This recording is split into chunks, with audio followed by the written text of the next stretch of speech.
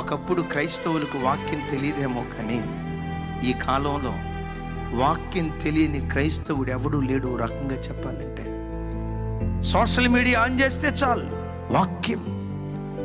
ఏ సంఘంలో చూసినా దేవుడు తన సమయము కొంచెమేనని సంఘం ఎత్తబట్టడానికి ప్రతి సేవకుడిని బలపరిచి బలమైన వర్తమానాలు దేవుడు వినిపిస్తున్నాడు.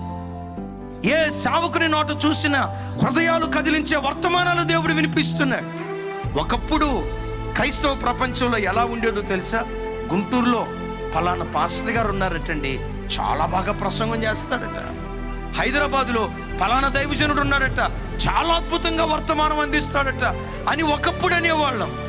ఈ కడవరి దినాల్లో యేసుక్రీస్తు రాకడ బహు సమీపంగా ఉందని శత్రువైన సాతాను తెలుసుకొని మనుషులను మింగాలని ప్రయత్నం చేస్తూ ఉంటే దేవుడు కూడా సాతాను కంటే మరి బలంగా పనిచేయటం ప్రారంభించాడు. ఒక్కొక్క సేవకుని సంఘంలో బలపరిచి ఒక ప్రవక్తలాగా, ఒక అపోస్తలులాగా, ఓ బలమైన పాత్రగా వాడుకొని ప్రజలతో దేవుడు మాట్లాడుతున్నాడు. అయిలరా, ఈ కాలములో క్రైస్తవుడు తప్పు చేస్తున్నాడు అంటే వాక్యం తెలియక కాదు.